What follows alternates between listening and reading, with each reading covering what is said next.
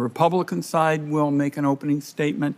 And then my understanding is we'll have David Reed and Lori Tapazada, right? Introduced by our colleagues, okay? Over a decade ago, the Senate Finance Committee, on a bipartisan basis, felt it was important to take bold action with respect to how... Not on?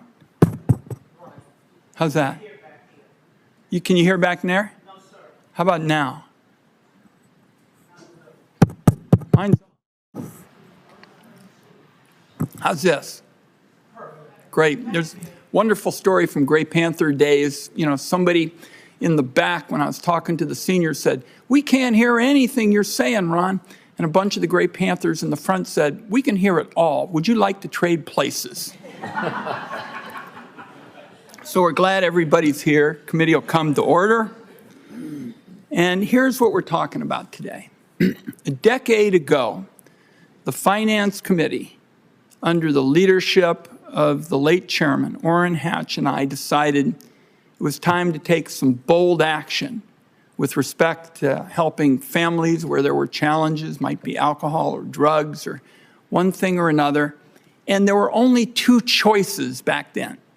You could keep a kid in a bad situation at home with the parents juggling varieties, these kinds of problems that I mentioned, or you could send them off to a foster care facility, some of which were good, some of them weren't so good. And Chairman Hatch, to his great credit, said to me as we were talking about it, we're going to come up with a third path. And we're going to call it Families First. And we're going to say we're going to give the families the tools that they need so that everybody can get on their feet. And so here we are, 6 years removed from passing that legislation, and this is a special priority of mine, and that's what we're doing today. We're going to examine how the law is being used to improve the system so that we can have good choices, healthy choices for kids and families. Now, Family First, our law, bipartisan, effort, centered around three priorities: prevention, strengthening kinship care. And I just want to say thank you to all the grandparents in the House. Ms. Tapazota is going to speak for them today, and you're really going to hear a powerful and passionate advocate for kinship care. But we got a lot of other folks in the House. We want to thank them all for coming. I think they're residing in Plaza West, which is nearby. Hey, there we are. They're in the House waving. All right. Probably violates some rule you can't wave or anything, but I thought it was... God bless. God bless. We're glad you're here. And I'm coming to Plaza West here when we get back, bringing some pastries and some coffee. And what these grandparents are doing is something called kinship care. And back when I was director of the senior citizens, the Gray Panthers, all the church folks would always come to me. And I'd sometimes come by after services or something, we'd talk and say, "What do you think we ought to be working on?" And they'd all say something called kinship care. And so we began back in the days when Bill Clinton was president. And of course, he could talk the birds out of the trees. And I told him, we need to go with this, Mr. President. And that's why grandparents, aunts, uncles are all stepping in all over this country to care for kids, make sure they get the help they need for a supportive and loving home. And so we'll hear from Kinship Grandma Lori Tapazota of Rhode Island. Senator Whitehouse will introduce her in a few minutes. She's going to share her firsthand experience being a caregiver and after Family First, and how the law has particularly improved her ability to care for her grandson after he was placed in care back in 2015. And Family First funding allowed Lori to give back to her community by creating new supports for these families, kinship families, building the Kinship Advisory Council, so we could make it a big deal to use these grandparents. That was what was so mystifying to me back when I started talking to President Clinton about it. I said, what an obvious treasure right in front of us. And I'm seeing my colleagues here who've been great advocates for care and human services, and we all started talking here in the Finance Committee. And nobody said anything about Democrats and Republicans, not a word. But everybody said, what can we do for these families? So let's talk about these kind of three pieces. We're talking about kinship care now for prevention. Sometimes you need to prevent the need for a foster care placement. Mom and dad are just really saying, hey, we just need a little help. Parent might need a bit of mental health care, substance use disorder treatment, parenting support. Maybe the family just needs to have somebody to kind of talk things through. And with Family First, we created new federal funding for these services. The committee is going to hear from David Reed from the Indiana Department of Child Services, who's going to talk about how his state is working on those kinds of things. Now, the vast majority of states, like my home state of Oregon and Indiana, have basically been working on ways to get through a more streamlined system, these Family First prevention dollars. We still have some work to do. And Ms. Gaston is here. We kind of claim her for Oregon. She's doing really good work to kind of cut through the red tape and get this off the ground. And we really appreciate her approach because she's got a great heart, but she's also got a lot of common sense. And that's the way to go. Now, apropos of the factors at work, we're still not getting full benefit of the approach for Families First at home. The federal government last year spent $182 million on prevention services and spent $4 billion on traditional foster care placements. So we can do better than that. We're going to talk about that today. We're going to talk about prevention, talk about kinship care, talking about getting the resources out more quickly. And finally, Family First work to prevent an end to the policy of warehousing vulnerable kids in these big buildings that really resembled prisons. And often the kids were more traumatized than they were when they entered. And there's no question that foster youth struggling with mental health need a better support system. That's why we have Family First. But I want everybody to know that on my watch, if they think we're going to turn back the clock in America and go back to the days when we were warehousing these kids in these big buildings that produced all of these horror stories, I want anybody who's thinking about doing that to know they're going to have to run over me to do it, because I think that'd be a huge mistake. All right. I probably can't let people clap either. I don't know what all the rules are, but we can waive that. Senator Crapo, to his credit, just said for the seniors, we can waive the rule. Okay. Thank you, Senator Crapo. Senator Crapo, welcome. Thank you, Mr. Chairman. I appreciate your holding this hearing. The child welfare system is a critical component of the social safety net aimed at ensuring children are able to thrive in safe, stable environments. After years of bipartisan collaborative work between this committee and the child welfare community, the Family First Prevention Services Act was enacted in 2018 to deliver on our shared goals of keeping families together and promoting high-quality foster care placements. The structural reforms in Family First allow states to direct their federal child welfare dollars to evidence-based prevention services, including mental health and substance use disorder treatment, family counseling, and parent education. These front-end interventions recognize that strengthening families can often allow children to remain safely in their homes. When foster care is necessary for a child's safety, the law provides and prioritizes investments to place children with family members or neighbors who can provide a loving, more stable atmosphere. Bolstering the efforts of this committee, the administration recently took the essential step of finalizing a regulation that makes it easier for family members to become licensed foster parents. By reducing bureaucratic barriers, more children will have the opportunity to live with trusted caregivers. Today's hearing provides an opportunity not only on areas for needed improvement. The Title IV-E Prevention Services Clearinghouse, known as the Clearinghouse, was established in Family First to ensure federal funds are directed to proven preventive programs. However, despite bipartisan efforts in Congress to increase the number of evidence-based models certified by the Clearinghouse, states continue to have limited options in certain categories, and rural areas struggle to implement one-size-fits-all models in their communities. The chairman and I have encouraged the administration to expedite the clearinghouse review process so that states have a variety of community-based services to offer as part of a comprehensive continuum of care.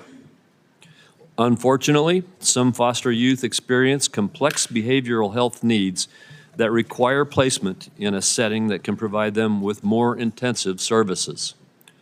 In these circumstances, states need to be able to rely on qualified residential treatment programs, which were established by Family First as a high-quality, trauma-informed treatment option to address the clinical needs of children with serious emotional or behavioral disorders. We owe it to our most vulnerable children and families to continue to build on this bipartisan work. This will require us to arm states with innovative options for targeted interventions that support families, promote kinship care, ease pathways to adoption, and rely on safe treatment centers when vital for a child's well-being. I look forward to hearing more from our witnesses about these opportunities to continue to strengthen our child welfare system. Thank you, Mr. Chairman. Thank you, Senator Crapo. And as everybody can see who's following the debate or on C-SPAN or whatever, that Senator Crapo and I are very much in agreement with respect to the law, and I think you'll see a lot of bipartisan support for it. Now, we've got two of our very thoughtful members who've been working on these issues to introduce our guests. Senator Whitehouse will introduce Ms. Tapozada. She's from Cranston, Rhode Island. And then Senator Young will introduce David Reed, and then I'll come back and get the rest of the panel. Senator Whitehouse. Thank you very much, Chairman. I'm delighted to welcome Lori Tapozada to the committee. She is a kinship caregiver, grandmother, and kinship navigator from Lincoln, Rhode Island. When Ms. Tapozada took in her baby grandson, she did not know a single family like hers. She later connected with the Village for Rhode Island Foster and Adoptive Families and discovered resources and support for kinship families. And after that, she made it her mission to support other kinship families. Ms. Tapozada went on to redesign the kinship training within the organization. She took the initiative to make the training more interactive, providing families with a platform to share their experiences. Lori then spearheaded the design and launch of the Rhode Island Department of Children, Youth, and Families Kinship Peer Mentor Program and played a crucial role in creating the kin-specific support groups across the state and facilitated the Rhode Island Statewide Kinship Advisory Council. In 2023, Grand Voices Network of Generations United recognized Lori's contributions and invited her to be our representative from Rhode Island. Lori's extensive work with kinship families has given her a deep understanding of the needs, challenges, and joys of being a kinship provider. I thank Ms. Tapozada for being here today and commend her for the example of taking a completely unexpected turn of events in her life and turning it into an opportunity for leadership and to help others. What a perfect way to describe it. The grandparents get a chance to do good, as Senator Whitehouse said, through an unexpected turn in their life. Yes. Well said, Senator Whitehouse. Senator Young. Chairman Wyden, Ranking Member Crapo, members of the committee, as we engage in this hearing today on the Family First Prevention Services Act, I want to thank you for bringing an expert from my home state of Indiana Since passage of FIPSA, Indiana has seen a reduction of children in foster care by more than 50%. And removal by race disparities have gone down drastically. Here to talk about these successes, as well as some of the challenges still ahead, is David Reed. Mr. Reed is the Deputy Director of Child Welfare for Indiana Department of Child Services. He's been in that role since 2017. He is a licensed clinical social worker who's worked in the field since 1994, including 17 years at the Villages of Indiana, which is the state's largest not-for-profit child and family services agency. His work at DCS has been innovative, it's been effective. Our Title IV Prevent Plan, which he'll talk about some today, is receiving national recognition for getting us closer to true prevention of abuse and neglect. So I'm grateful for his leadership in what is a very challenging field, and I'm proud to welcome Mr. Reed here today. Thank you very much, Senator Young. Mr. Reed is really one of the authorities in the field. I mean, 20 years working, all the basic kind of nuts and bolts work that isn't so flashy and doesn't get written up as stuff that you normally hear about. So we're really glad you're here, Mr. Reed, and you got a champ in Senator Young. Okay, let me introduce our other witnesses, and then we'll keep going from there. Rebecca Jones-Gaston serves as Commissioner of the Administration on Children, Youth, and Families at the Department of Health and Human Services. She brought some good ideas to my home state, and then she went to other programs. Before she came west, she worked in Maryland, and she came, east. We're very glad to have her. She holds a BA degree in psychology from Georgetown University and MA in social work from the University of Pennsylvania. We're glad you're here. And let's see, we have one other guest. Yes, Ms. Ju Yun, Program Director for Child Wellbeing at the Doris Duke Foundation. And I've gotten to know them. They've had some very good and innovative approaches. She oversees grant making to promote children's healthy development and protect kids from abuse and neglect. She was in the Obama administration. She was the top federal official overseeing the implementation of national child welfare policies. So we kind of got the NBA All-Stars here. It's basketball season my time. So we got great witnesses. Let's get ready to learn, and we'll begin with you, Ms. Gaston. Good morning. Good morning, Chairman Wyden, Ranking Member Crapo, and distinguished members of the committee. Thank you for the opportunity to appear today on behalf of the U.S. Department of Health and Human Services. I'm Rebecca Jones-Gaston, Commissioner for the Administration for Children, Youth, and Families within the Administration for Children and Families. ACYF's priorities reflect our commitment to supporting parents, caregivers, children, and youth through holistic and proactive approaches that focus on keeping families together and preventing unnecessary involvement with the foster care system. I hear routinely from young people and families that have experienced the foster care system that they could have stayed together if support for their concrete needs had been met. The lived experience of families who have encountered the system will continue to inform our policies and programs. A comprehensive system of care is needed to meet the needs of children and families well before engagement with child protection. For our part, ACF is building stronger relationships and collaborative efforts across HHS and other federal agencies. The implementation of Family First across the country is promising, but work remains. The Children's Bureau has approved 47 Family First prevention plans, 38 of those during this administration, including 42 states, the District of Columbia, and 4 tribes. All jurisdictions with approved plans are required to submit data over time, so we will have the ability to report on these findings in the future. It's important to emphasize that Family First is still a relatively new optional program compared to the foster care program. Developing a comprehensive prevention plan takes time, and child welfare agencies continue to manage unprecedented workforce and leadership challenges and changes. We are committed to working with jurisdictions as they move from planning to implementation and providing technical assistance and support.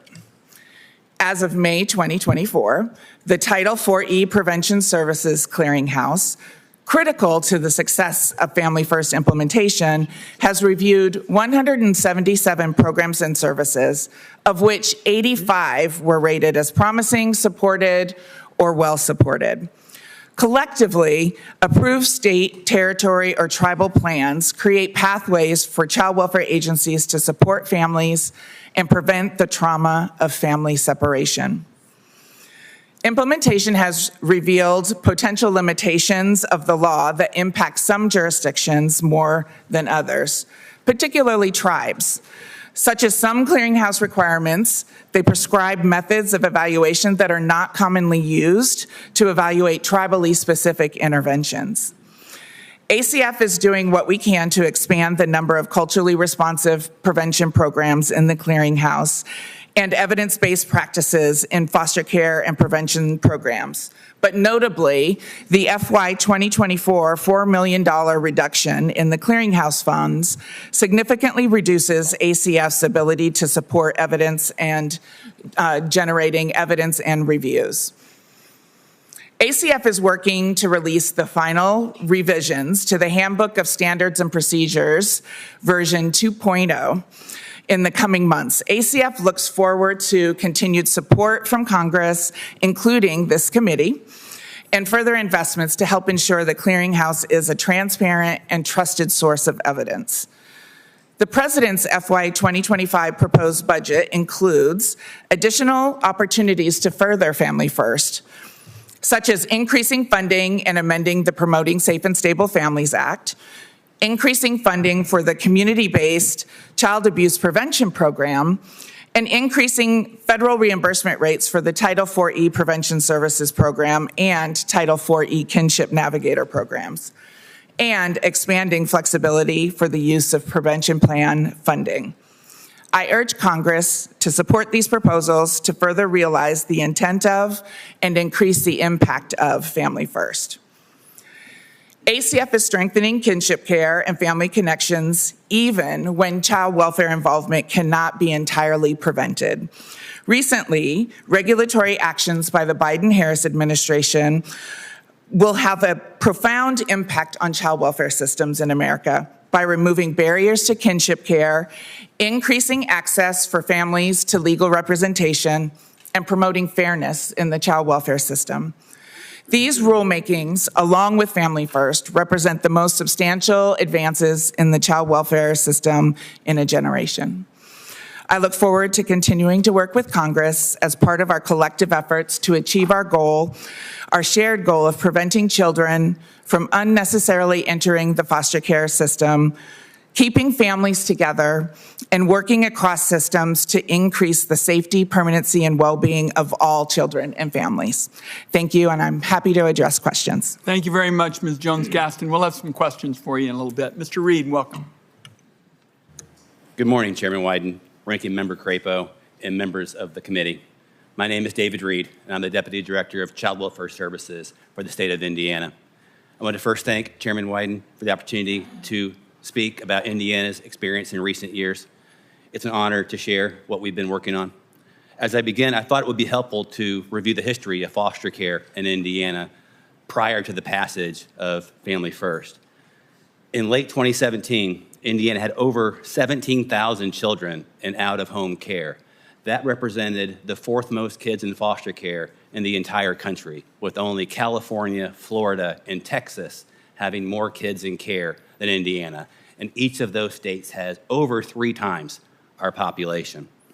In addition, Family First encouraged national conversations about historical removal by race disparities that have been clearly identified in child welfare.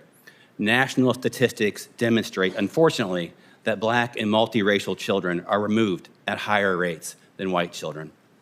FFPSA passed in February 2018 with bipartisan support. It promised to shift resources away from largely only being able to respond to kids after they've been hurt and place them in foster care to instead allow states to use those same federal dollars to deliver services to prevent kids from coming into foster care in the first place. This was research informed, as we now know how hard it can be for kids to come into foster care. We understand the impacts of disrupted bonding and traumatic separations. And make no mistake, coming into foster care and being separated from family is traumatic for children. The passage was well-timed for Indiana, but respectfully, the rollout was challenging and slow. We were eager for things like the Title IV Clearinghouse to have models that were available in my state. And we recognized that a one model at a time approach to serving families wasn't likely to achieve the kind of progress that we wanted for our kids and families. Families are diverse and complicated, and we needed something more comprehensive that could respond to the needs of all Hoosier families. Indiana, much like when FFPSA was first being deliberated in Congress, decided to use as much research as we could to create a model on our own approach to try to keep more kids safely with their families. So Indiana developed our Indiana Family Preservation Services Model, or INFPS, using a foundation of evidence-based interventions that were already studied and much more widely available, but we added more research-informed and repeatable and manualized components. We required providers delivering INFPS to focus on the development of well-researched and understood protective factors. These are things that we can teach to families, and those children are then safer. These protective factors include things like social connectedness, knowledge of child development, and access to concrete supports in times of need. Much research exists about how families who have access to economic and concrete supports when they need them have safer children. And it is indeed a well-researched and clearly understood protective factor. While the value is apparent, the challenge has been how to manualize the provision of these supports, which is increasingly important in a family-first world. We wanted to ensure that these valuable resources could be used when needed to prevent removals and to keep kids safe. So that's what we did. The INFPS model requires that concrete supports be provided to families when not doing so would result in children coming into care. That's the plain language in our manual. And it is clear that those supports have been some of the most valuable interventions that we provided since we launched the service statewide back on June 1st, 2020. Time permitting, I would be happy to talk to you about some examples of how those supports have benefited families. Now, nearly 4 years to the day later, with 95 provider agencies delivering INFPS across the state, we've served over 27,000 kids and nearly 14,000 families. We've seen the number of kids in care drop by more than half from our peak and markedly improve child safety as well. More kids are home with their families, with their well-being intact. While this has been gratifying, what has been even more so is the dramatic improvement in our removal disparities. We have seen a 67% decrease in our Black removal disparity and an extraordinary 86% reduction for our multiracial children. Our goal is that there are no disparities by race with removals, and we are very close to that being the reality in Indiana. Last month, INFPS was designated a promising practice by the California Clearinghouse for Child Welfare, and is currently being reviewed by the Title IV Clearinghouse. While we are hoping for a favorable review, as will give us access to more funds to do this work, we also see other areas where FFPSA can be improved. These recommendations are in my written testimony, and I would be happy to elaborate on them this morning. As I close, I want to thank again Chairman Wyden for the opportunity to be here today. I look forward to answering questions. Thank you, Mr. Reed. Some of your ideas sometimes strike me as a little logical for government, and heaven forbid that we start to get in that business. But I was hearing from the staff something along the lines of, you were talking about how a family wanted to stay together, and you took the radical approach of trying to help with a van so that people could get the van and move around town, and presumably, again, people of all ages would be able to use those kinds of things in trying to get a fair shake for kids. So that's one of many examples, Chairman. We're going to be getting them from you. Thank you. Ms. Chan, welcome. Thank you, Chairman Wyden, Ranking Member Crapo, and honorable members of the Senate Finance Committee for the invitation to testify today about the Family First Prevention Services Act. My name is Jian Chang, and I'm the director of the Child Wellbeing Program at the Doris Duke Foundation. I came to the foundation after serving as the acting assistant secretary at the Administration for Children and Families, and before that as the head of the Child Welfare Agency in the state of Michigan. Doris Duke's mission is to build a more creative, equitable, and sustainable future. For the past 25 years, the foundation has invested in programs designed to prevent abuse and neglect and to promote child well-being. The Family First Prevention Services Act is landmark legislation that has helped change the tone and tenor of the child welfare field. For the first time, we have a glimpse of what we aspire to be, a society that acts proactively to prevent foster care, and equally important, prevents abuse and neglect in the first instance by supporting families to give all children the opportunity to thrive. But we have more to do to fully realize this aspiration. Each year, approximately 7.5 million children are reported to abuse and neglect hotlines. And yet the vast majority of those children will not receive any needed services or supports. Many of these families will return to the attention of CPS through repeat calls to the hotline. Often, it is only after those challenges have turned into crisis that any intervention is provided, and it's commonly one that is costly to the child, family, and society as a whole. We must do more to prevent this expensive, traumatic, and inefficient response to family need. Abuse or neglect that causes serious harm to children requires child protection intervention. But neglect cases and child well-being concerns tied to poverty alone should receive a different response, one that is voluntary and is delivered by service providers that are trusted in the community rather than government agencies. Family First was momentous legislation.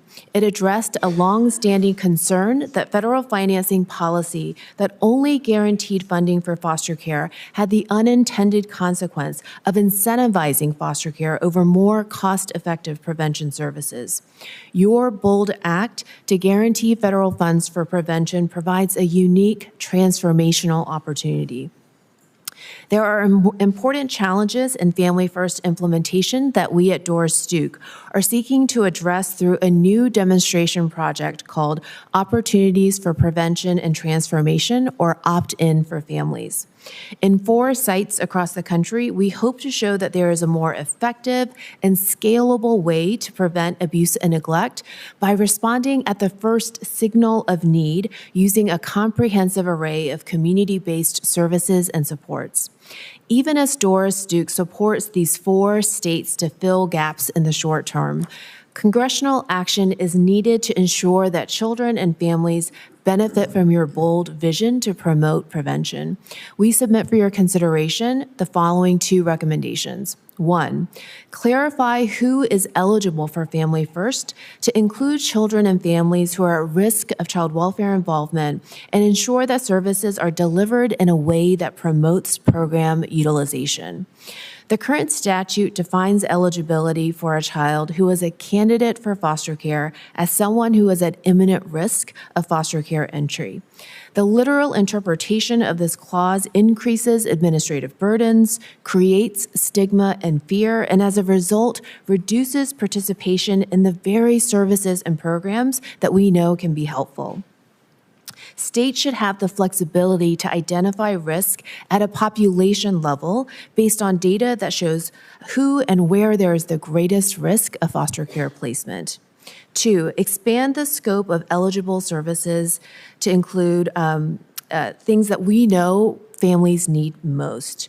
Research shows that poverty is a central predictor of abuse and neglect.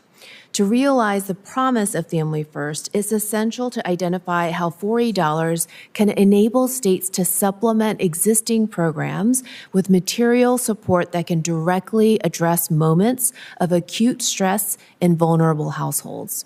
There are other changes in Family First that we hope Congress will consider that will help families meet the challenges they face today, including domestic violence services and informed care and system navigation for families with complex needs. Thank you again for the opportunity to be here. I look forward to your questions. Well said. Ms. Tapazada, welcome. Chairman Wyden, Ranking Member Crapo, and members of the Senate Finance Committee, thank you for your leadership, for holding this important hearing, and for Ms. inviting me to Tapazada, share. Your words are so important. If we can just get you that microphone in front of you. Perfect. Okay. Perfect. Sorry. Chairman Wyden, Ranking Member Crapo, and members of the Senate Finance Committee, thank you for your leadership, for holding this important hearing, and for inviting me to share my perspective. My name is Lori Tapazada. I'm a Kinship grandma.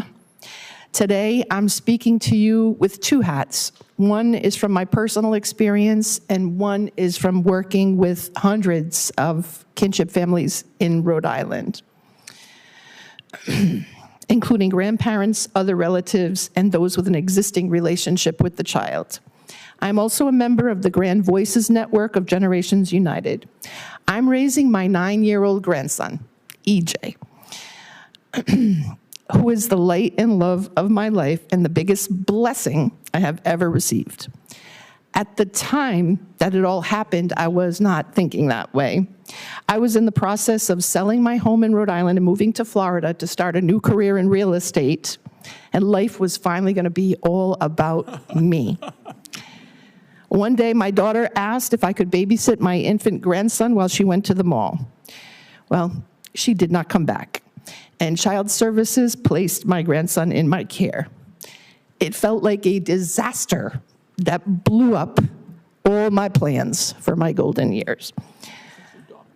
It'd been a long time, too, since I had cared for an infant, so I was at a loss. I needed to find childcare so I could go to work. And at first, shock kept me going, but then as the reality sank in that I would be caring for him for the foreseeable future, a tidal wave of emotions came through, and I had nobody to turn to. Today, we're here to talk about the Family First Preventive Services Act and the impact it has had. Well, I'm here to say that the impact is immeasurable. It recognized and invested in services that help kinship families like mine. When all this was happening to me, that was pre-Family First. I had to leave my job because it required long hours and travel, so finances began to be very stressful. I was not aware of any resources for families like mine, partly because there weren't any. So pre-Family First Preventive Services Act, yes, it was a desert with nothing. So the impact is huge. One day, I discovered a small grassroots organization, the Village for Rhode Island Foster and Adoptive Families. It's a peer support organization, and they became my community.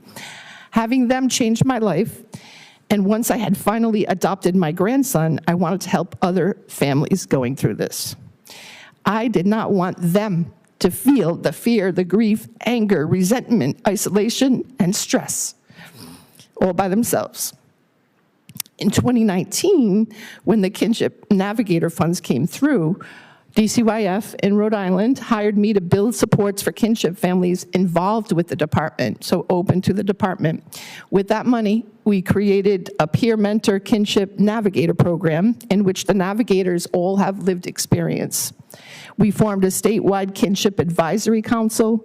We partnered with community organizations to offer kinship-specific support groups and kinship family events.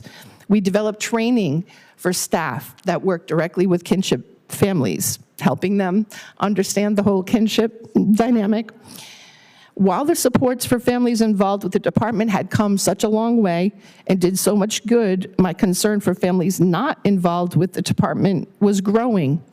It's not a fun experience to be involved with DCYF as a family, but at least you are directed to resources, you're given resources, you know, and stuff like that. But the families not in the department had no idea. They were just like me, pre-Family First.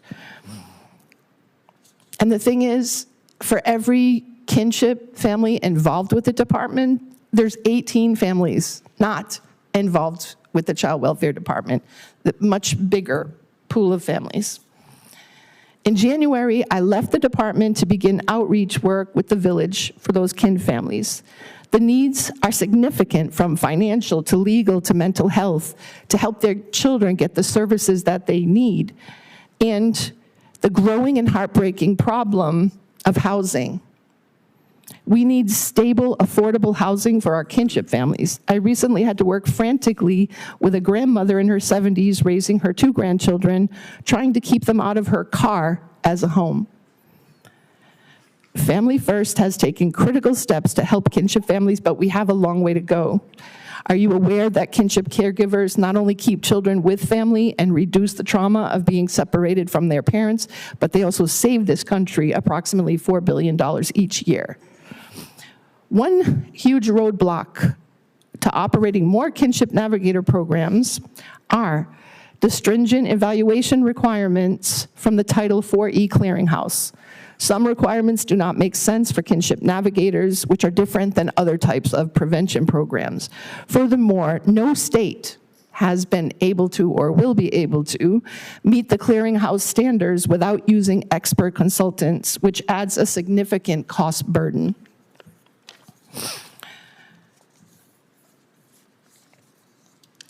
My recommendations are to put an emphasis on developing peer-to-peer services in Kinship Navigator programs, which have been demonstrated to be more effective than programs that do not engage peers.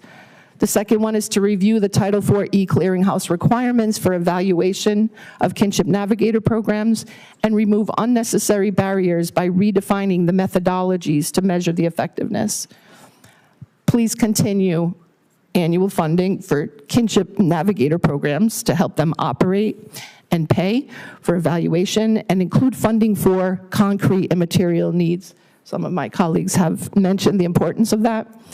Please help us do the important stuff, raising our children, our kin children, to be happy, healthy adults with a strong sense of self and family, who can be self-sufficient and successful. Our work is not easy, especially for us grandparents, but we do it heart and soul. Thank you, and I look forward to, I have a lot more to say. Look forward to questions. Ms. Tapazada, you stole our hearts. And back when you were facing, and it's hard to almost imagine the horror that you were helping out in the household, and your daughter went to the mall and didn't come back, and then all of a sudden you had all this thrown at you. So God bless, and what an inspiring model you are for this debate, and we're going to call on you often for your counsel. Thank you. Let's start with you, Ms. Gaston Jones, because so much of this that we're looking at is how we're going to reduce the red tape and the bureaucracy. And let's start with innovative prevention programs, because I know you share my interest in this and our guests do. What can we do to reduce the red tape and the bureaucracy in terms of getting states and communities access to those prevention funds? Thank you, Chairman.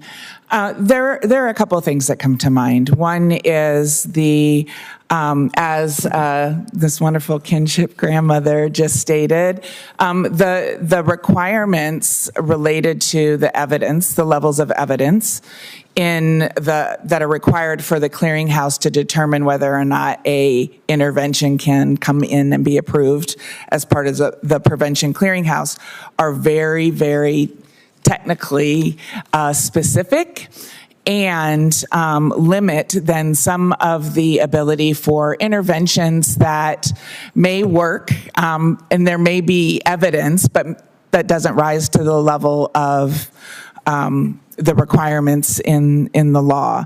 And so I think taking some look at the ability to be able to have some expansive definitions to increase the diversity of the interventions that are available. One of the things that we're doing from the Children's Bureau, we have funded some demonstration projects to be able to try and build some evidence that ultimately our hope is meet the requirements of the clearinghouse. I think the other the other challenges stated in my testimony is we did experience a reduction in the funding for the clearinghouse in this current fiscal year, and that certainly impacts the ability of the clearinghouse to get through the reviews and work with the purveyors to make sure that we have the information to determine eligibility.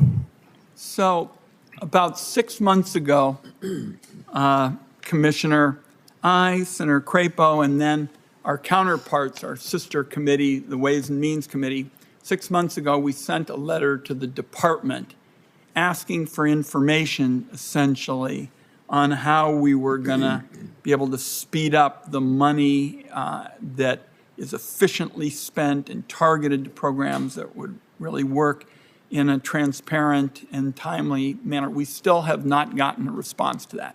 That is unacceptable. So please tell everybody at the department, I know they mean well and they got a lot of stuff on their plate. I expect an answer to that letter, which is now outstanding for 6 months, in the next 30 days. Okay? Now, let's go next to you, Mr. Reed. So much of your account is really valuable, but I noticed that you've been able to make a big difference in the racial disparities of childhood removals in your state between black and white kids. Now, a lot of people talk about doing it. Not that many people kind of walk the walk. You didn't just talk and walk. You brought the receipts. You've got the information on how to do it. So tell us a little bit about how you're bringing people together and reducing these racial disparities between black kids and white kids. Thank you for the question, Chairman. You've heard every witness talk about concrete supports and how critical they are to families.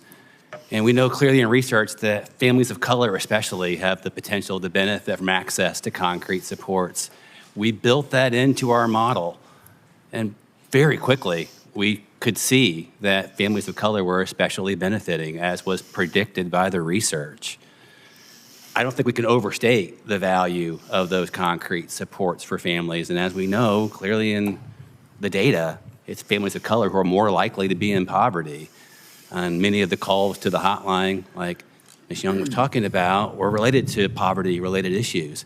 We can respond to that with the concrete supports that were integrated into our INFPS model in a manualized way, in a repeatable way, in a way that can be evaluated, already has been, and has been proven to be effective at not only keeping kids safer, but also now reducing disparities that have existed in child welfare for generations. So it's been really encouraging to see that, and I do point clearly to the value of those concrete supports helping to address those disparities. Good. Question for you, Ms. Tapazada, picking up on this just incredibly difficult situation you found yourself, in when your daughter went to the mall and a few hours later you're trying to step in. You described what sounded kind of like a desert with respect to information and resources and the like. How much better is it today for a mom or for a grandparent who's faced with a situation like that? And what else do we need to do to make sure that future grandparents have more support? Thank you for the question. I would say that within the child welfare system, things are much better. Kinship families, they do receive supports. For example, they receive paid childcare, they receive a monthly stipend, although that's not for all states. My work with Generations United, I was pretty shocked to realize that in many states, children are placed with kin families and no support's forthcoming. I really got shocked at that, but in Rhode Island there are. And they not only get those supports, they get referral to community supports, which is very, very important because a family's journey within DCYF is going to end. And if it ends with the kinship caregiver taking permanency, our goal is to make sure that that family's hooked up with community supports because they're going to need support during it, they're going to need support after it. You know, it was mentioned earlier about trauma and the impact on children's behavior and all of that stuff. Those are not simple problems that can be solved by enough love. And the kinship families, you know, we still need support around some of the issues that our children experience, and emotional support, which is very important. In Rhode Island anyway, you know, the landscape is very different. There are kinship-specific support groups all over the state. We have several designated community agencies like the Village and our sister agency, the Heart Tree, which came to Washington not long ago to be rewarded, and it's like a sister agency, but they speak Spanish. Those are for the Spanish-speaking families, which have another whole set of challenges. So yes, the landscape is very different. How can we improve it going forward? Well, absolutely, we need peer mentor navigator programs that are for families outside of the child welfare system, who you can argue have even more challenging you got needs. a whole crowd of people with their thumbs in the air. So that is definitely an area that, you know, we need enough resources to be able to do that. Because with the money that came through Rhode Island, for example, we were able to do those things I described to you, but we couldn't even serve all kinship caregivers within the department. We had to have a referral system because the numbers are overwhelming. And, you know, we hired 10 peer navigators, kinship families, and we did the best we could, and it was wonderful for the families that we could help. Unfortunately, I'm way over my allotted time, Senator I'm sorry. Crapo. Thank you. Thank you very much, Mr. Chairman. And Ms. Tapazada, I want to stay with you. In fact, Senator Wyden basically asked the question I wanted to ask you, but I'm going to ask it again so you can feel it out a little better. My question is, prior to Family First, kinship really was not a focus of our system. No. And as I understand your testimony, it's catching in Rhode Island. It's catching on. It's moving. It probably needs a lot more help, but it's not catching on so well elsewhere. Why not? And what do we need to do to make this more broadly established as a foundational principle in our approach? I think the first thing we need to do is to raise awareness of the challenges that kinship families experience.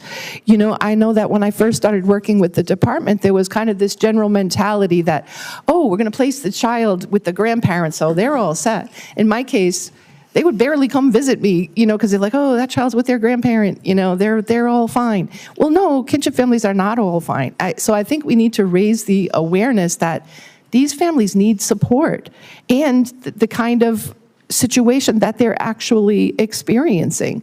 And I think if people truly understood the contribution, importance, and value of kinship caregivers, it will catch on, as you're saying. So that is our work. We got to get out there and raise that awareness.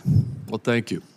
And Ms. Chang, as a kind of a different angle on this, faith-based and other charitable organizations have long played a role in the child welfare system, and their advocacy was critical in informing the passage of Family First.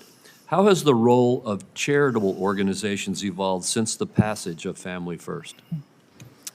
Thank you, Senator, for that question. I think it's, as you pointed out, faith-based organizations and other philanthropic organizations have played an important and longstanding role in child welfare. And, you know, one of the things that I like to say is keeping children safe is everybody's business. This cannot be the role of government alone, and faith-based organizations have played a very important role in both advocating for and implementing Family First. One example that comes to mind is the Care Portal, which is a technology tool that's used to connect individuals in faith-based communities with families who are at risk of entering the child welfare system. And one of the primary things that they do is to provide material supports to families because faith communities recognize that poverty plays such a pivotal role in driving families into that system. The foundation believes that one of our jobs is to help states implement the laws that Congress has so boldly put out there. And what we are trying to do is understand what the intersection of poverty and child welfare involvement is. Thank you, and we appreciate those efforts. Mr. Reed, many families engaged in the child welfare system are also eligible for other social service programs, such as the temporary assistance for needy families. However, in most states, these services are provided by different agencies, which may place a burden on families who have to navigate multiple programs and their respective requirements. How can state agencies better partner to streamline social services for families, ensuring that they receive the right interventions at the right time? Thank you, Senator Crapo, for the question. It is a complicated one to find ways for state agencies or other groups like that to interact well together in a way that families can understand. I will say that one of the clear benefits of what we developed is that it is one provider agency doing comprehensive work with that family to address whatever presenting challenge the family might have. And that has been very helpful in reducing confusion for families. And the provider we have assigned to work with them has a clear goal of trying to find a way to keep that family safely together and connect them to resources. So that's one approach that we've applied in my state that has been effective, but there's no doubt there's work to be done in coordinating systems better across child welfare.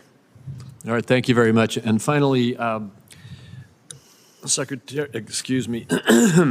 Commissioner Jones-Gaston, I want to get your title correct. Chairman Wyden referenced the letter that he and I sent to Secretary Becerra some time back, and I agree with him that we'd like to see the response to that promptly.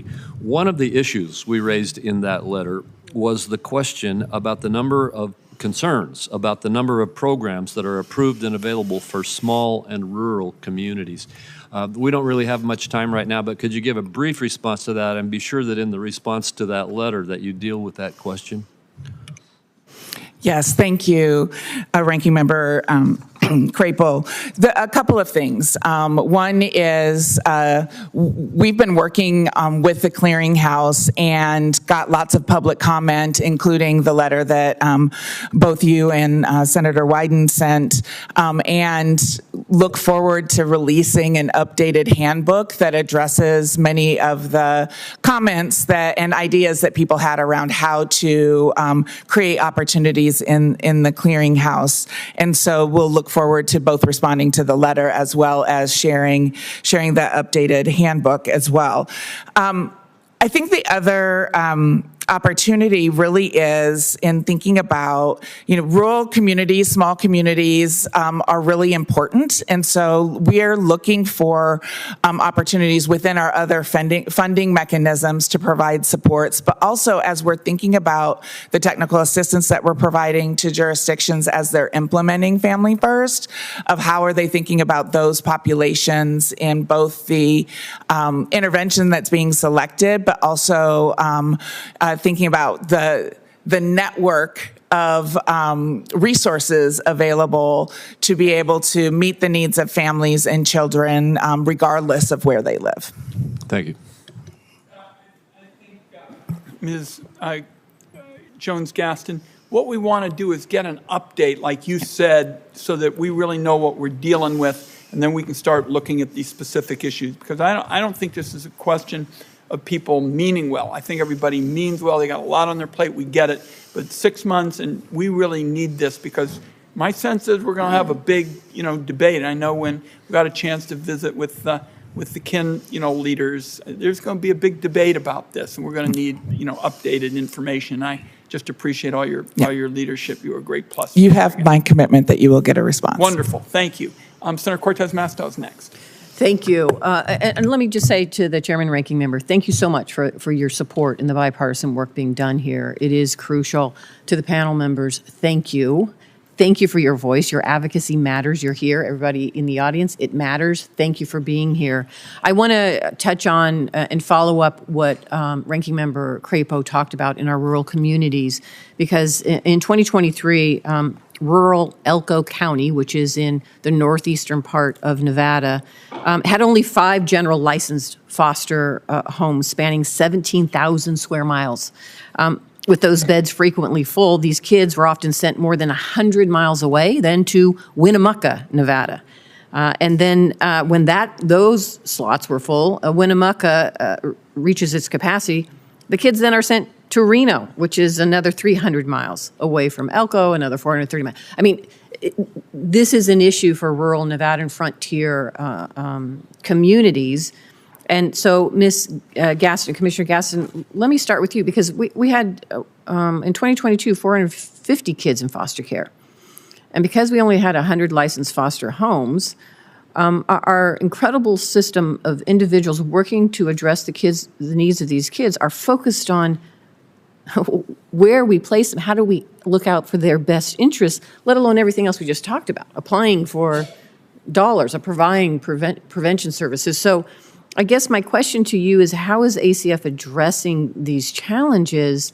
And then more particularly, there's a lot on your plate right now, and I know we're implementing this for the first time here, but as we look at the rural communities, we also have to face the needs of our tribal communities, culturally sensitive, our Latino communities, right? Our AAPI, our Black communities, all of the above. If we're really looking at evidence-based, there's a lot on your plate.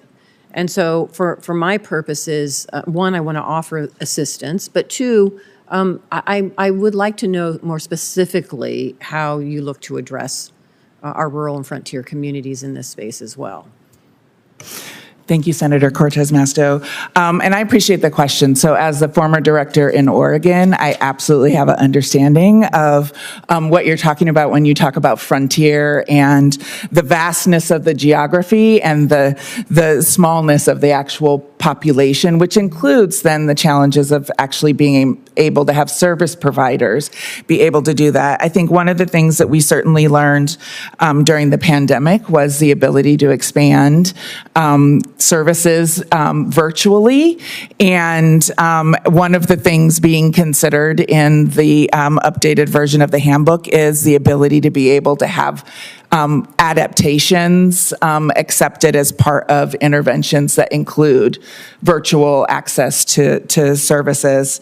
I think the other is, again, if we're thinking about prevention, there's a number of things that are really important in meeting children and families' needs that are, while they might be evidence-based practices, they might be concrete economic supports, they might be just other supports, housing, those sort of things. And so one of the things that we're doing is really trying to work collaboratively across federal agencies and then helping states do the same in regards to how are these multiple systems working together to actually create a network of supports for children and families. And rural communities are absolutely top of mind for us, and being able to have needs met for families and children so that we're able to avoid foster care altogether, because the challenge for resources and supports doesn't get better if children and families are coming into foster care. And that's right. And I appreciate, because let me just say, thanks to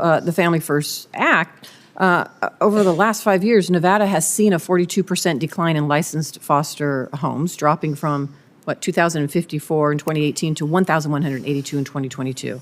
And I know Nevada's not alone, but there's more work, as you've all said, that needs to be done. I am very proud that Nevada has a kinship care program under the Family First Act, utilizing the Title IV-E funds for this kinship care navigator program. A couple of questions I have, though. We're one of only 4 states. Obviously, there's a question why more states aren't utilizing these Title IV-E funds. But before I get to that, I only have so much time. Here's my thought as well. We're forcing the states, rightfully, and we talked about this, through these navigator programs, however we can, to coordinate amongst all the state agencies, the social services out there, the private services, the nonprofit, in all of this space to the best interests of our kids, but we don't ask the same of the federal agencies. I've got a housing issue in Nevada, and I don't have HUD at the table right here talking about the very needs of the housing for our families in this space.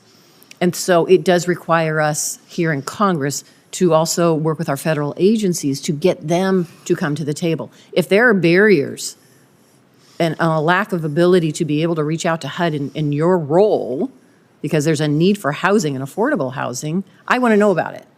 Because in Nevada, over 80% of the land is owned by the federal government. And so our federal partners are key for Nevada, particularly when it comes to housing. So I'm making that offer to please reach out. My time is up. I'm over it. But I just have to say thank you. Again, I can't stress this enough. Your advocacy and your voice matters in what we are doing here today.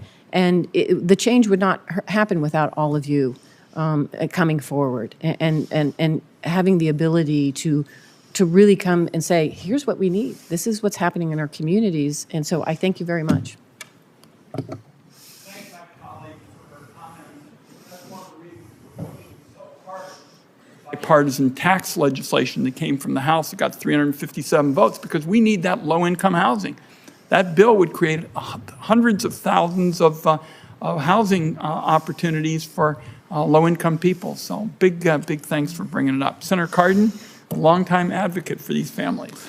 Well, thank you, Mr. Chairman. And that bill also would allow families to be able to live out of poverty, which also is a factor on children's vulnerability when a family does not have the resources in order to deal with everyday needs. So it is very important that we recognize affordable housing, income levels very much affect children's ability to get the type of start that is important for their success in life. I'm a big fan of what we're trying to do here with the Family First Prevention Service Act, but I just really want to point out that the need for family support has no age limit for a child. I think about my father helping me when I was in the United States Senate. So, you know, it doesn't age out that quickly. And the support that we give our families today, it was, to me, when I was in the House working to change the aging out from 18 to 21 on foster care, was an important element. Children in foster care need help as they age out of eligibility, including at 21. So I guess my question to you is, do we have sufficient administrative guidance now to deal with children that are not in foster care or who are aging out of foster care to get continuing services that they need so that we can prevent them from needing additional non-family support, where we would prefer it to be handled within the family itself? So what more do we need to do administratively, and what more do we need to do as far as legislation is concerned? I see there's an anxious replier. Yes. Thank you, Senator Cardin. And I also will just say I have 2 young adult children who keep moving back home. And it just really highlights the importance of having a network of support, kind of regardless of what phase in life you're in. And so the issues around children aging out of foster care has been a priority of ours, and certainly one of mine. In the current proposed president's budget, we have an ask to increase funding to the Chafee dollars, to add to the ability to provide additional services and supports, add some flexibilities around the opportunity to support housing costs for young people. We also have an ask there around the ability to provide supports around services and financial concrete supports for young people beyond 21 as they're moving into being self-sufficient as young people. The other thing that I'll add is, you know, I think the best way to address young people aging out is to keep them out of foster care in the first place. And being able to meet their needs requires multiple systems again. And I've had the opportunity in this role to partner with HUD. I also have under my purview the Family Youth Services Bureau, which has the Runaway and Homeless Youth Program. And we've issued some joint guidance that actually is, I hope, helping jurisdictions better utilize the FYI vouchers that exist through HUD, and working with HUD directly to make sure that there aren't barriers between young people being in one system and transitioning into supports in another system that we've created that are out of their control. And so working through the ability to kind of navigate some of those barriers and figure out what we need to do. But it is absolutely crucial because we actually don't want young people to come back as parents into the child welfare system. So foster care was always meant to be a safety net program. Our first priority is to preserve the family structure. You point out some of the areas that we could deal with that, but is there a fundamental change necessary in order to try to support children not having to go into foster care that we're missing today? I think one of the things is the diversity and the array of services and supports in behavioral health and mental health services for the diversity that young people have and what they're experiencing, and being able to access those outside of a child welfare system that also then doesn't have those services to offer. So that being one. Yeah. I think housing supports that allow for the diversity and the number of children families have, and the opportunity to get supports when they need it, where they need it, how they need it, for both themselves as young people, but also for their families that are navigating challenges with poverty oftentimes. And so I think the ability to increase the supports and the flexibilities and the availability of substance treatment as a mechanism, working in partnership with juvenile justice to make sure that we're not detaining young people for circumstances that need to be addressed in the community. So let me just emphasize, we certainly want to make sure that we maintain eligibility for foster children and the benefits that they have. So I very much support that. But you shouldn't have to go into foster care to get the type of help that you're referring to. We should be able to do that within the family unit so that there's not an incentive to go into foster care in order to get those benefits. Thank you, Mr. Chairman. Thank you, Senator Cardin. Our panel and guests ought to know that this is vintage Ben Cardin, always talking about issues that help people, because I hear about this aging out issue all the time when I'm home and going to see these programs. And clearly this is another area where we've got some heavy lifting to do. And this is one of the reasons we're going to miss Ben Cardin and his retirement. I tried to talk him out of it repeatedly. That was a failed exercise. But thank you, Senator Cardin. Another advocate of these families is Senator Langford. Please.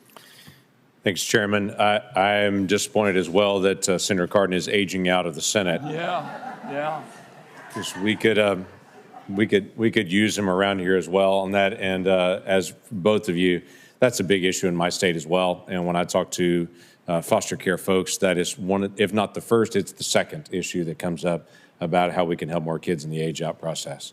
And so grateful for your advocacy on that for so long. It is unfinished business. Yep. And we'll continue to be able to do. So all of you, thank you for your testimony and for the work that you put in, getting up every day, helping children and families. It's really significant work, multi-generational. My mom was a librarian for years, and when she went to administration, she called it her burnout job because she didn't get to be with kids all the time. And so for all of you that have shifted from seeing families every day to being an administrative role, thanks for your engagement. Don't burn out on us. We need people to be able to help. Ms. Tapazeda, thank you for your testimony. The chairman's right. You stole our heart, getting a chance to be able to hear the story and the journey that you've been on and your family's been on. Thank you for the continued advocacy that you've had on this. For the commissioner, let me wrap up something that the chairman and the ranking member have said. I think what would be helpful to us is if you could get us a follow-up as well of kind of what's next based on the testimony today, the things that have come up. Obviously, clearinghouse, we've had questions, standards, we've had questions. Based on all the things that have come out today, it'd be helpful to our committee to be able to say, hey, here are the things that I heard today that we're going to do different to be able to help in the process. This is not an accusation, it's just a conversation because we all want to be able to help kids. But that would be a helpful document for us to be able to get back just as a team here as well on it. Following up on something Ms. Chang had mentioned before about faith-based groups and their cooperation, we need as many groups and as many families as we possibly can engaged in the foster system and as many families as we can on this. I am getting some concerns of some folks that are coming back to my office on just the concern. The ACF's recent rule on foster care considers situations where a child has been removed from their home. The statement was due in part or in whole to a familial conflict about their sexual orientation, gender identity, gender expression, or sex characteristics. I know it's a touchy issue on this, but we got to figure out how to get as many people as we can possibly to be able to help in the foster system. And what I don't want to have is a message being sent to faith-based organizations or families that believe in a traditional marriage situation that you're no longer welcome to participate, and suddenly a huge portion of America is told we don't need you anymore, when that's not true. That's not the message that they should receive. But my fear is some of them are receiving that message at this point based on the rule. So my question just on their behalf on things is ACF's position that foster parents who hold to a religious belief on traditional marriage should have foster kids removed from their care? So thank you for the question, Senator Langford. The rule that you're referring to, I believe, is the designated placement rule Right. that just came out this month. The requirement in the rule is that the Child Welfare Agency, the 4E agency, have the diversity of placements to meet the needs of the diversity of the children that they serve.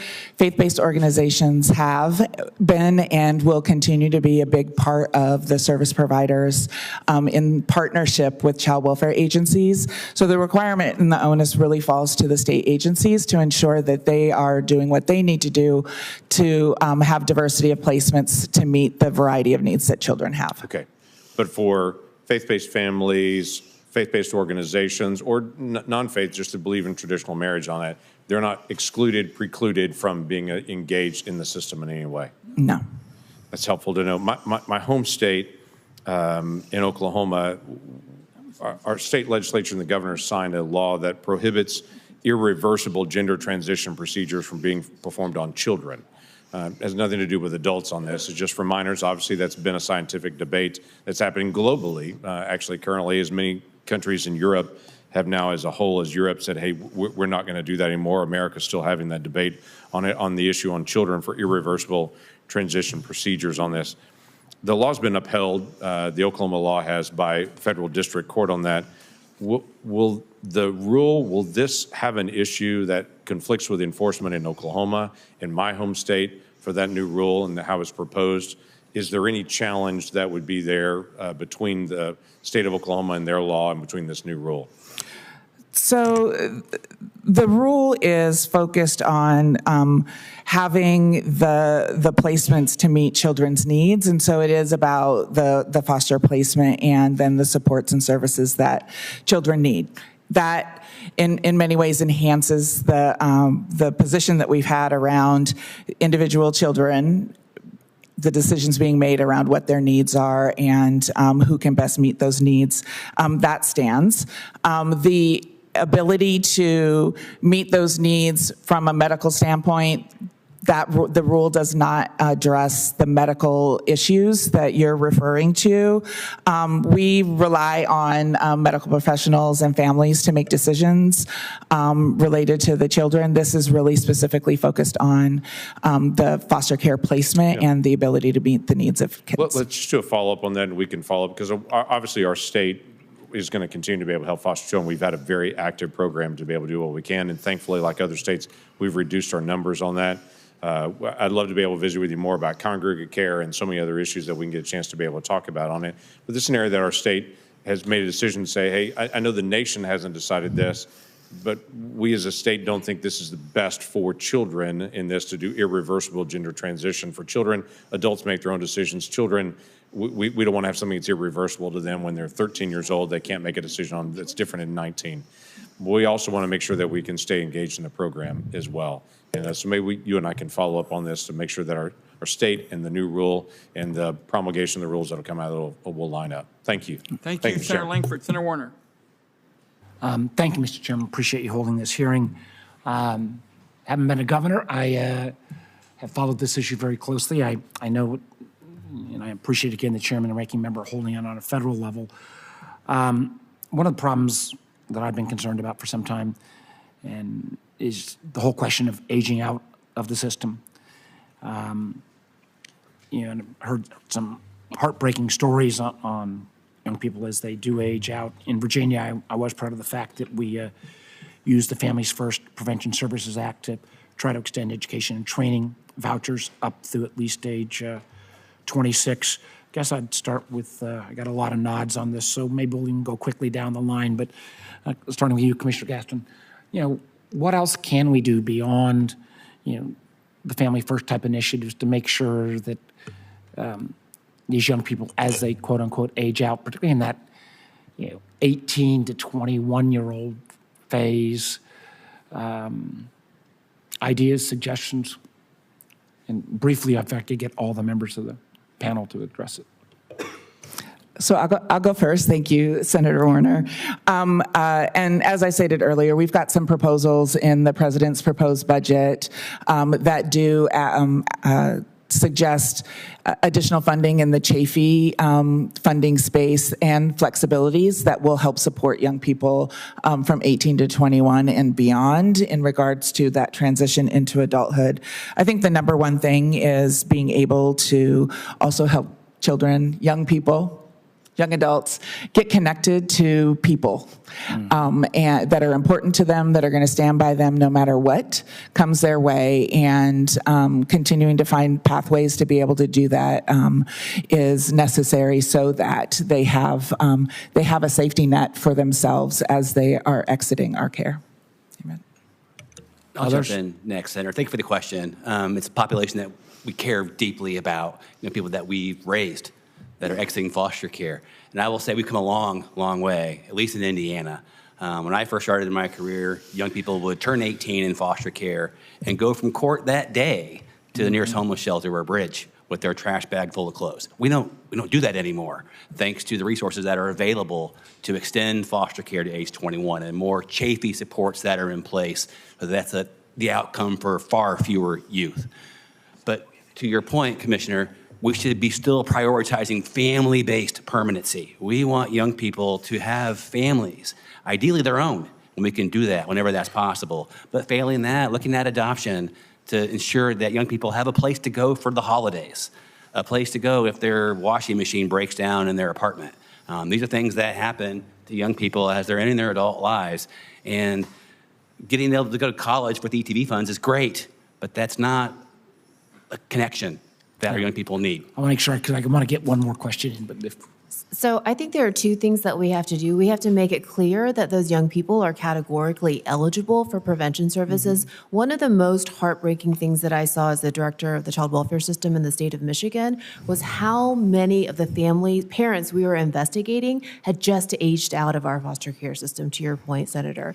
And right now, the way the legislation is being interpreted makes it very difficult for those young people who then become parents to actually be eligible for these prevention services. Second, what is it that we provide them? One of the things that they need are material supports. They lack a parent that they can go to say, I'm a young parent now, I need help with housing or with formula. We need to say those material, concrete supports will be available to them through Family First. And one of the things we've done in Virginia, Ms. Tapazotto, I want to make sure you address the question in terms of aging out, but also, if I'd had more time, I would have tried to get to the question around the housing issue, which is obviously a nationwide challenge as well, but I think you've touched on that. So aging out, and if you could also touch briefly in my last 45 seconds on the housing. Well, actually, to me, it's very clear what we need to do is we need to support kinship caregivers, because there's nothing lonelier than a kid that ages out of foster care, and I've worked with many of them. If you're aging out and you have no family connections, it's pretty terrible. You know, I have to just do a quick brag for Rhode Island. 70% of the kids that have to go into a foster care home go with kinship caregivers. It needs to be like that across the nation, because when the kids are with their kinship family, they age out and they have those supports in place, which they need. A child should not ever age out with no connections and no family support. It's a sad, heartbreaking situation. Well, maybe you could, my time's expired, and I know we've got votes, but I would love to get comments from you all on also the question around housing, because some families it might want to take, but they don't have housing available to make that happen. But again, appreciate it, Mr. Chairman. Thank you, Senator Warner. And you also got us into a very promising development, if I heard Ms. Chang right, on this aging out issue, which Senator Cardin had talked about as well, and you dealt with as a governor. I think what Ms. Chang said is we may not need to go back in and do something legislatively. You used the word interpretation. And so that creates a kind of opening where we may be able to come up with some better approaches to deal with the aging out issue. And between Senator Cardin, Senator Warner, and others, we're going to go after it. And thank you for doing it and asking the question, Senator Warner. Next will be Senator Bennett. Thank you, Mr. Chairman. Thank you very much for holding this hearing. Ms. Jones-Gaston, in your testimony, you said that a significant percentage of neglect cases are not willful neglect, but the result of challenges of poverty and unstable housing, food insecurity, and unmet health needs. I was a school superintendent before I was in this job, the Denver Public Schools, and it's not hard for me to imagine why you would say what you're saying. And you also report that in many instances, families could have stayed safely together if their economic needs had been met in the first place. It's one of the reasons why some of us have advocated for so long for expanding the child tax credit, a piece of work that we did that actually cut childhood poverty in half in this country for a year. And in the wake of that, researchers found that ER visits for child abuse and neglect fell following the creation of the monthly child tax credit and the enhanced child tax credit that Senator Brown and I drafted together. So I wonder if you could use this as an opportunity to expand on the connection between economic insecurity and child abuse and neglect, and what more can we do? Thank you, Senator Bennett. So absolutely, almost 75% of children and families that ultimately get involved with the child welfare system across the country is because of neglect, and a large number of those are because of the instability of economic and concrete supports and not having access to those. And so we absolutely can. The tax credit is a wonderful example of, and we learned a lot about that over the last several years. I think the other is being able to create opportunities where we can provide economic and concrete supports that might be cash assistance, one time or multiple time. It might be housing, transportation, all of these things that actually will support families doing the things that they want to do in caring for their children, and being able to do that without it then, and currently there are lots of ways where our supports kind of cancel each other out because of eligibility requirements. And so finding ways that families who are in need can access the multiple things that are available, thinking about what else needs to be added to that pool of availability, and then pay attention to the nuance of where eligibilities are impacting each other, because getting a one-time cash assistance doesn't remove your challenges and experience of poverty. So thinking about how do we maintain and sustain that support for families as they're able to move themselves out of poverty and get the supports that they need. Is there anybody else who'd like to? Please. Thank you. So I think there are a couple of things that are at interplay here. One is when a mom doesn't know how she's going to feed her children that night, she may not be very receptive or have the bandwidth to deal with a needed substance use or mental health treatment that could really help keep her out of the system. We also know that if mom doesn't have transportation to get to that service that could really benefit her and that family, that's a barrier. Those are material needs that we need to be able to have the flexibility to address. And right now, the way that Family First is being interpreted, we don't have, not all states feel like they have that flexibility. The last thing I want to say, because the issue of housing came up, this is another issue where poverty is at play. 25% of kids in foster care are there because their families have housing instability. And one of the populations that I think is most dramatically impacted by poverty, lack of housing, and other service needs are people who are in interpersonal violence situations. When a mom doesn't have the resources to be in a safe place away from her abusing partner, doesn't have the resources to get the services that she needs, oftentimes what the child welfare system does is actually punish that parent, that mother, and takes the child and places them in foster care. Instead, what we need to do is to ensure that all the services we provide to the parent who is the victim is trauma informed, is domestic violence services informed, and that we give her the concrete supports that she needs to be in a safe place with her children. Well, thank you for that, and thank you all for your advocacy on behalf of America's children. I appreciate it very much. I've got one other question, which I'm not going to ask because I know the chairman will cut me off, but I'll put it there for the record. I am the reprehensible character who went over my time limit. You got one question? Go ahead. I do have one question. Is that all right? Yeah. I don't want to get in trouble with Chairman Grassley either, but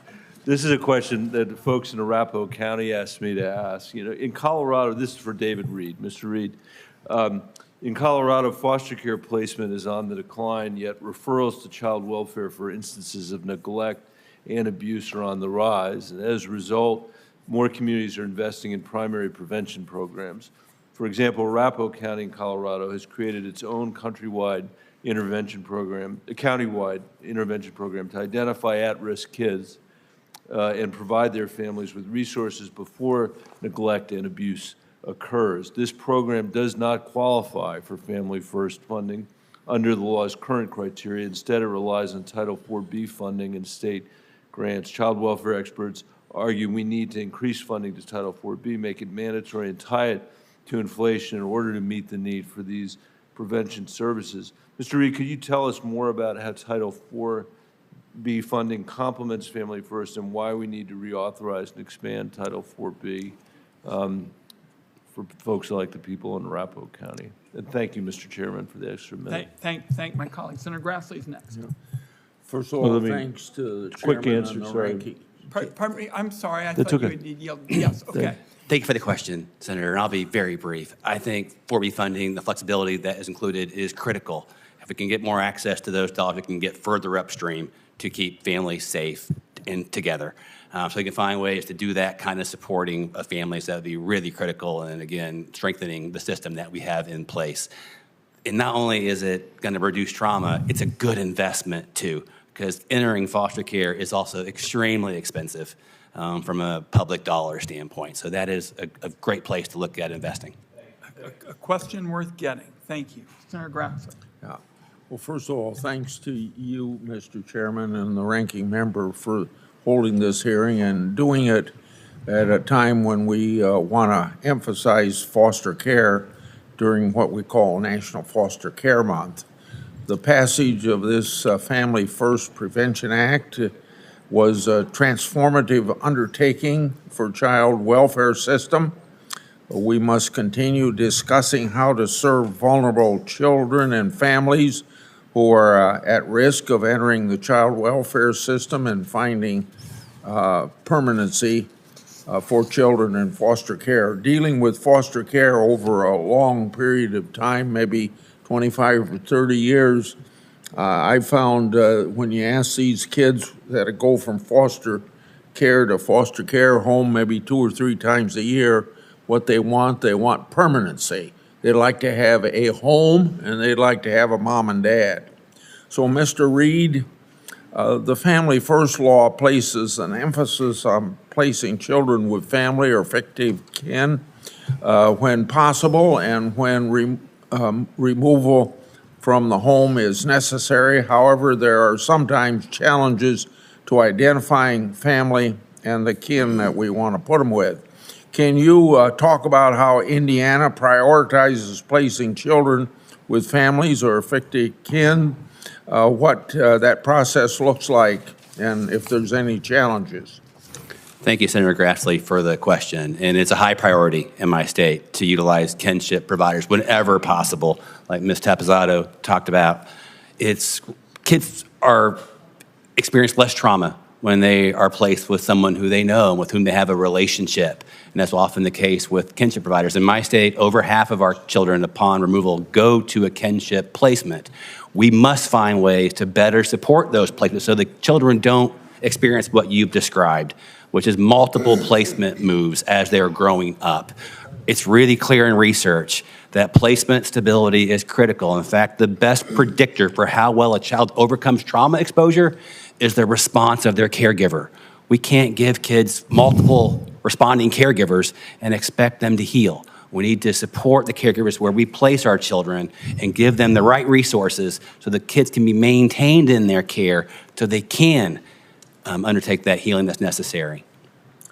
For you also, Mr. Reed, I'd like to hear from you about the process of reunifying families when children are placed in family or fictive kin.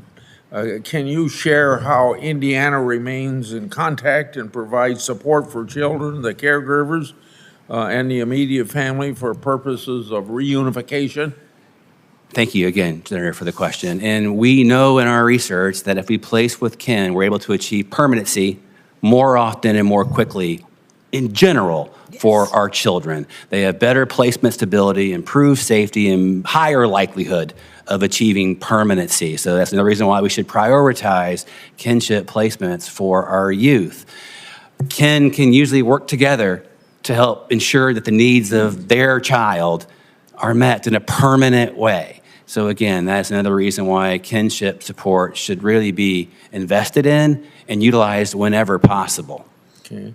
And Ms. Jones-Gaston, the final fiscal year 24 appropriation bill for HHS included my provision to direct the Administration for Children and Families to identify evidence-based prevention programs for families that adopted children who are at risk of entering the child welfare system. Could you discuss efforts by your organization to look at evidence-based prevention programs for families with adopted children who need support? Thank you, Senator Grassley. Having been a child welfare director in a couple of jurisdictions, absolutely know that families that have adopted children are oftentimes coming to the child welfare agency in search of services and supports. And so one of the ways that we support families is through the adoption assistance that is available through 4E funding. But also one of the things that we have funded is the Center that created a national training institute that works with social workers as well as mental health providers and understanding what the experiences of children who've experienced both foster care and adoption might be going through so that their needs can be met in that way, and working with a number of jurisdictions across the country to be able to provide that opportunity to improve the number of professionals that are available to meet the needs of the children in those families. The other issue is related to wanting to make sure, very similar to what we've been talking about in regards to prevention, is to ensure that families have access to the supports and services that they need when they need it. And that foster care isn't necessarily the answer to where there's some mystery secret services that exist. So working with our systems across agencies to really think about what is it that families need, what is it that the children they're caring for need, and being able to have people access those things when they need it, where they need it, how they need it, without the really severe intervention that foster care can be. I want to thank all the witnesses for your testimony and seeing that this act serves the vulnerable people that it was meant to serve. Thank you. Thank you, Senator Grassley. And I know going back to the days with the late Chairman Hatch, we've been working on these issues for many years. So we have. Look forward to working with you and the ranking member. Okay, Senator Hassan, always well worth waiting for, because she's been working on these issues for years. Senator Hassan. Well, thank you, Mr. Chair and Ranking Member Crapo, for this hearing. Thanks to all of our witnesses, not only for being here, but for the work that you do. Commissioner Jones-Gaston, I want to start with a question for you. The Family First Prevention Services Act made important strides toward better supporting kinship caregivers. For example, the legislation allows federal funding to go to kinship navigator programs run by child welfare agencies. Funds can be used to set up peer support groups, train kinship caregivers on ways to help young people exposed to trauma, and more. So I understand that just 4 states have been approved to claim these kinship navigator funds. What's preventing more states from accessing these funds, and what steps are you taking to alleviate these barriers? Thank you, Senator, for the question. And I'll just clarify first. The Kinship Navigator funds have been available to jurisdictions for a number of years now and continue to be so and are being utilized. And we heard earlier from the wonderful grandmother on the panel here. The Kinship Care approvals that I believe you're referencing are connected to the Kinship rule that we finalized this past fall, and that is for supports for kinship for children in foster care. So a little bit of a nuance there. But we're working with jurisdictions to get it implemented. It's voluntary, and so we have successfully been able to work with some jurisdictions in providing technical assistance in their creation of a separate kinship licensing process. Some jurisdictions actually have to go through some local steps before they can get approved at the federal level, and it might be regulatory or statutory in their state. But we are working feverishly to encourage the uptake of that, what we think is the opportunity to create some equity for kin as resources, as foster providers for children in foster care, and continuing to support the Kinship Navigator funding and supports that exist. Okay, well, we would look forward to working with you on that. Thank you. Ms. Tapazada, have I pronounced it correctly? Yes, yes, you did. You've spoken about the isolation that you experienced when you became your grandson's primary caregiver and the difficulty you faced in navigating a fractured system of services. Senator Collins and I have a bipartisan bill called the Help Grandfamilies Prevent Child Abuse Act, which would provide kinship caregivers with targeted trainings to meet what are pretty unique needs, expand access to Kinship Navigator programming, and prioritize kinship placements in our child welfare system.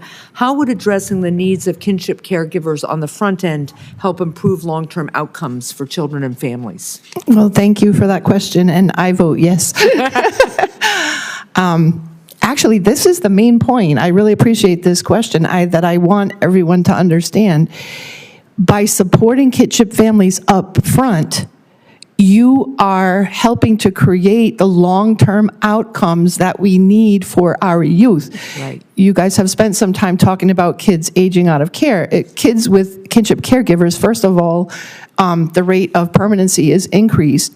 The longer-term outcomes are more attainment in education, better job and employment, less incarceration, less homelessness. There are some significant, this is all backed by research, this is not my opinion. Yeah. And you know, you're gonna pay no matter what. You're either gonna pay up front and have better outcomes for kids, or you're gonna pay later when the kids can't function independently, can't support themselves, or coming back into foster care. Unfortunately, I work with a lot of families who are exactly what you guys described, coming back in as young parents of children, and the cycle goes on. It's really critical, I think, for people to understand that this is both a humane thing to do, keeping kids, lessening the trauma, keeping them within their family settings, but it's also a very much long-term outcome-oriented savings for the wealth of our nation. Well, I appreciate that. I appreciate you. And I want to be really clear. As the fentanyl epidemic really swept through New Hampshire as one of the earliest, hardest hit states, if it were not for kinship caregivers, our children would be in much, much worse shape, and they just deserve our thanks. A lot of grandparents out there who never expected to all of a sudden be raising young children again, who have really stepped up to do it, and we really do need to invest in this kind of care for all the reasons that Ms. Tapazada has just said. I had a couple other questions. I'll submit them for the record. I will just point out to my colleagues that one of the things we also need to do to help our kids is to get paid leave in place for victims of domestic abuse so that they can get their kids to safety without having to forfeit their jobs. And so it's one of the things I had hoped to talk with Ms. Chang about. I'll submit it for the record. Thank you.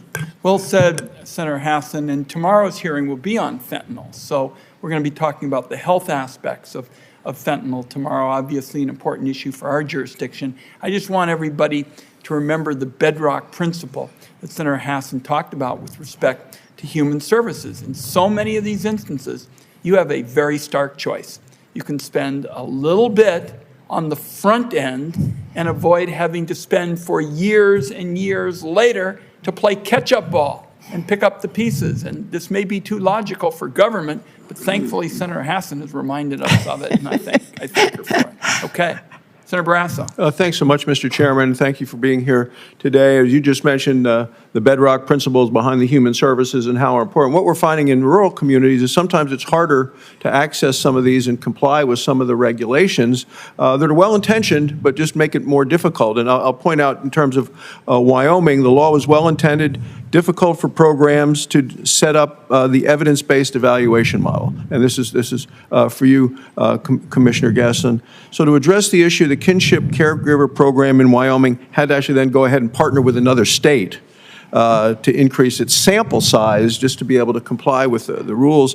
So it took an additional year as a result to accumulate enough cases to do the analysis. Yes. And you're shaking your head at the situation that you're in as having adopted, your grandson after abandoned by your daughter. All of those impacts, people needed the services right away, and we're just trying to comply with the government regulations that you say, well, we got to go find another state and partner. So how's the administration working with rural states specifically to address the challenges of the implementation? Thank you for the question, Senator. One of the things, I really appreciated it. Having been the director in Oregon, I have some understanding of the vastness of geography. And it is an area that we are trying to pay attention to, both from the standpoint of our other mechanisms around thinking about demonstration projects and those sort of things to build some evidence, but also particularly in this prevention space around taking what we've learned from these last few years around the ability to do things virtually and think through that, and looking forward to being able to share the updated handbook for the clearinghouse that I think will answer some of the questions here. The specificity around the evidence is in statute.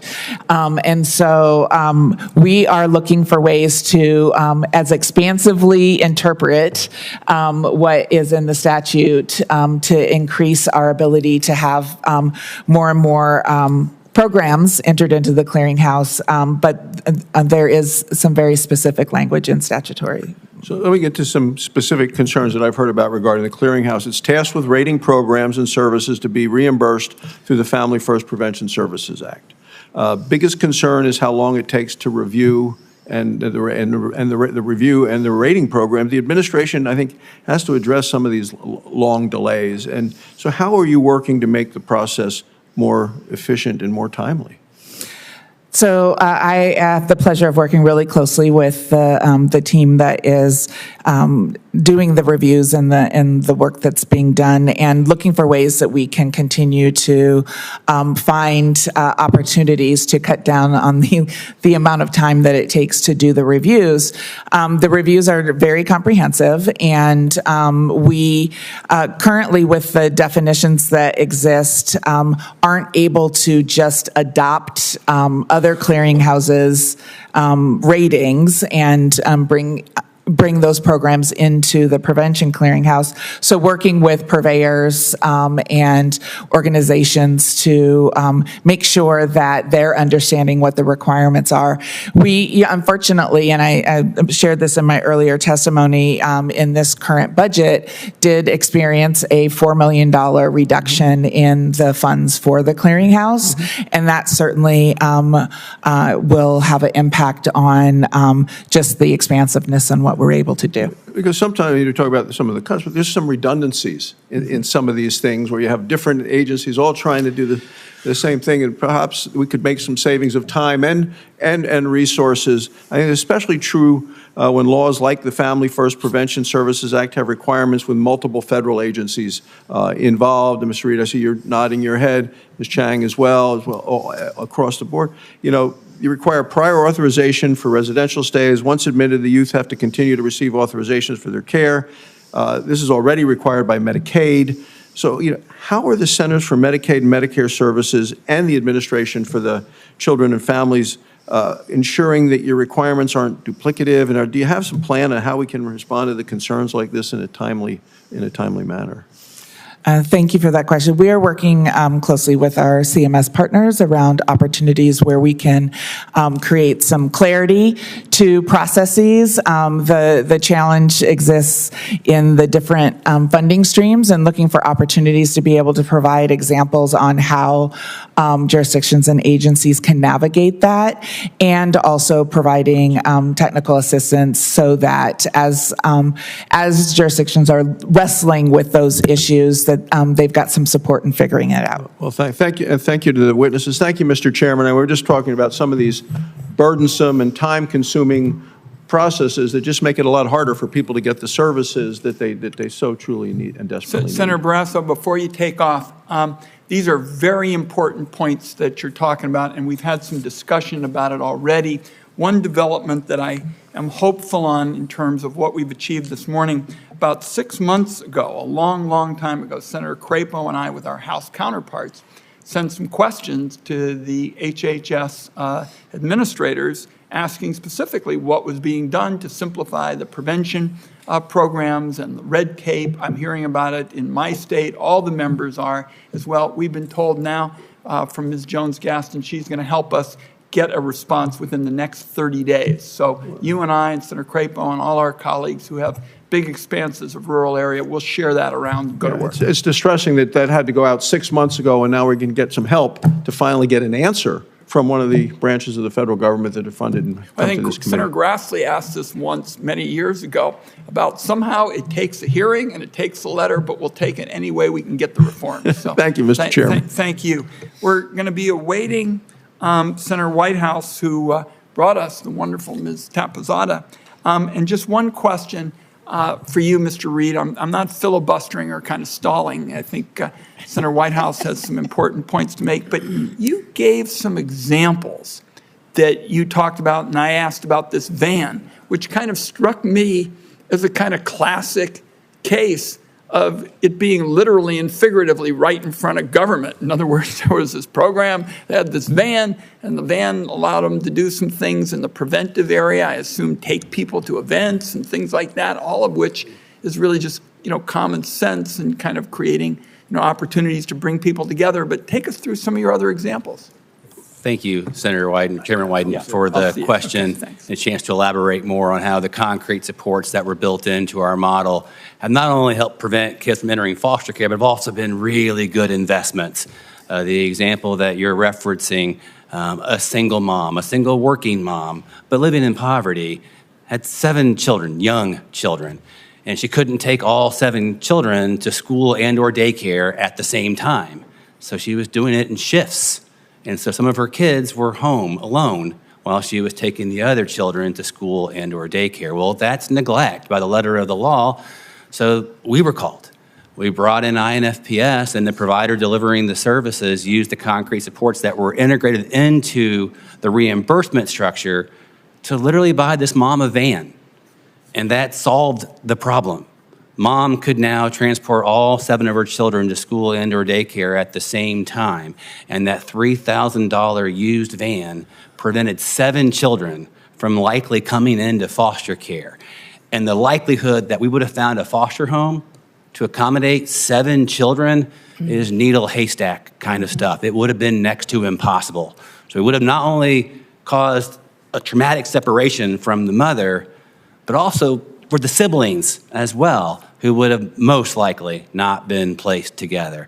That is just one example, and there are numerous ones where things like paying a $200 gas bill for a family in Indiana in January prevented siblings from entering foster care that would have easily turned into $50,000, $100,000. We've met children that have been well over 7 figures for the state to take care of. And things like a $200 gas bill could prevent that outcome. And it's integrated in a manualized, repeatable way that's being evaluated currently by the Title 40 Clearinghouse that we think is going to be able to prove effectiveness that those interventions keep families together and keep kids safe. What's striking is I don't think the government often intends this, but we're constantly seeing examples of big families being discriminated against under federal law. And for example, in the child tax credit effort, which we got through the House of Representatives with 357 votes, we're trying to pass it, here in the Senate. Chairman Jason Smith and I worked very closely together on it. What we found in the child tax credit, area, more than 70% of the families have more than one child, but they really only get one check for the entire family.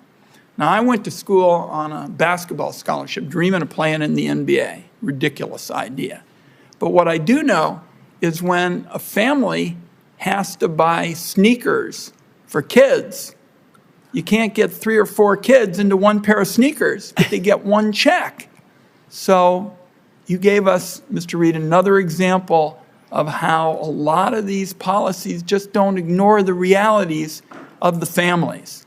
So a great one to quit on. You all have done an outstanding job, all 4 of you.